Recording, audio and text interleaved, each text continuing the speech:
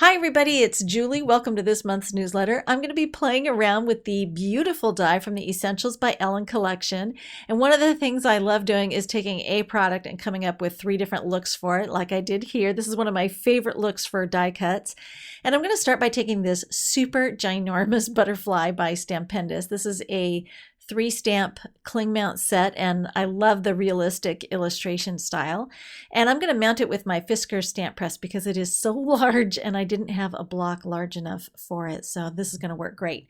And I'm going to start by creating a watercolor effect, and I'm going to be inking up with the distress stains. And I discovered this is just like a super easy and awesome way to get a watercolor effect on a particularly large stamp. It's just by applying these because they stay wetter longer than they would if you tried to ink up with markers or the ink cubes. You don't have to worry about coming in and spritzing with water. So I was really excited about this. And I used abandoned coral in the middle, and then I radiated out to create the rainbow effect with fossilized amber and then broken china on the outer edges of this butterfly's wings. So now I'm going to take a 1/4 sheet of watercolor paper, and I've got the smooth side up here, and I'm just going to position my large butterfly. Sometimes it helps when you have a really big image like this to just let it bleed off the edges, and it creates a lot more visual interest rather than trying to get the entire butterfly to fit on the front of your card. So I love this effect. You can also touch up any areas that you feel need a little bit more water with your water brush. And then to add some spatter for a more painterly look, I took some distress paint, and this is the black soot distress paint, and I like that for my spatters because it is more concentrated, and I'll get spatters that are more intensely black than I would have if I used the distress stain. So now I'm going to go ahead, after it's all dry, I'm going to trim it down a little bit and layer it onto 4 thicknesses of dryer sheet and position that beautiful die right where I want it to go. It's going to overlap the butterfly there. Run that through my Big Shot.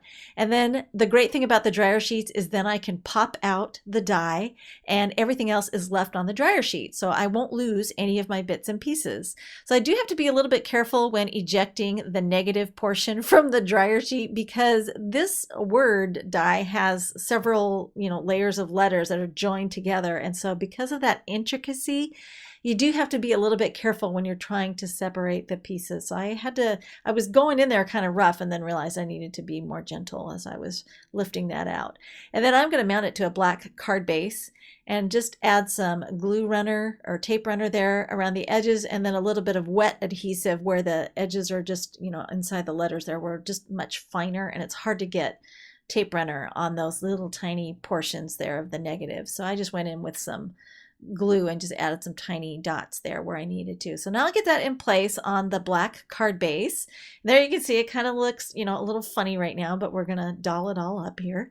I'm adding more glue, just little tiny dots here inside that area where the negative is going to get set back in. And I die cut it 4 times from black cardstock. And I'm going to take one of those die cuts off the dryer sheet and go ahead and mount it into place. And I left the little negative interior pieces because I don't need those. I just need the actual die cut itself in black.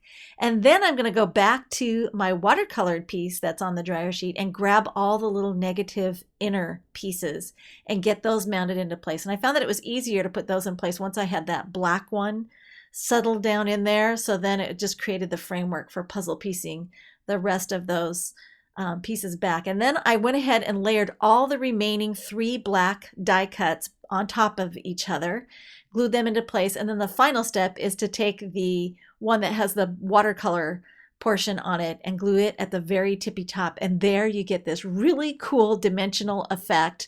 And it helps that word really pop out to have the black die cuts underneath.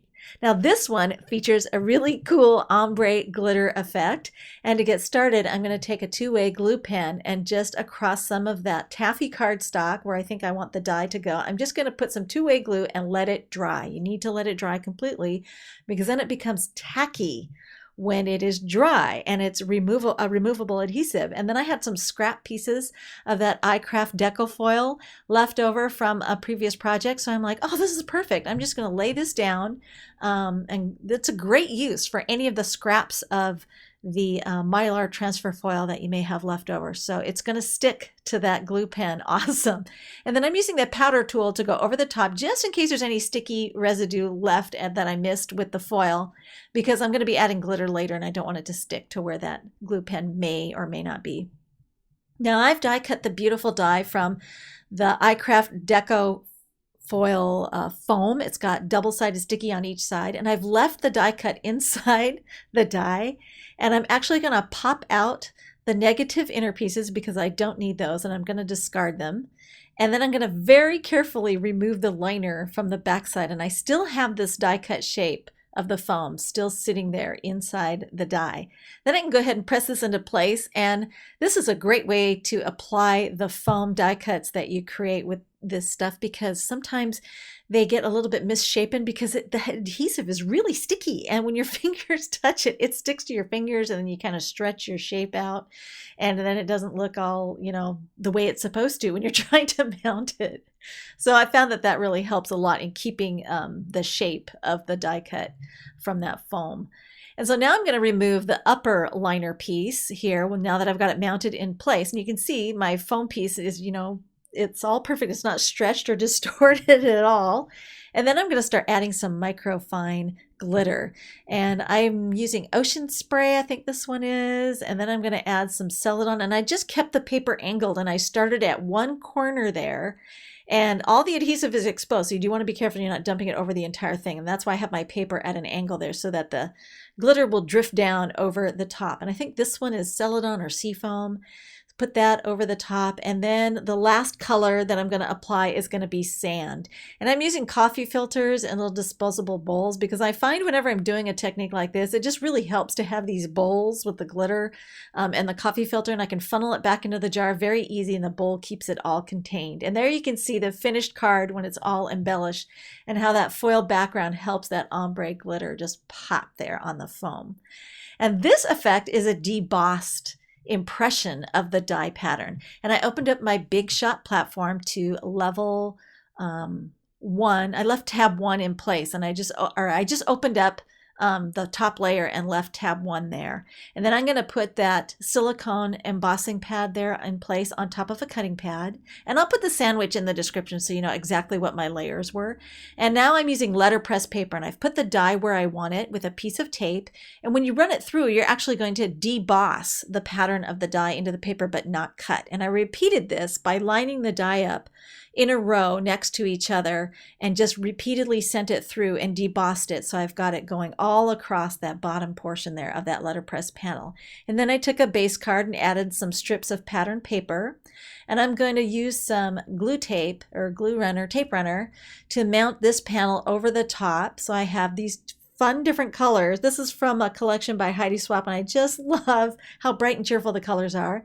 And then I already die cut the beautiful die from Nina Solar White Heavyweight. I think I die cut it 3 times, and then I die cut it from a floral pattern from the same collection of pattern paper, and then glue that on top.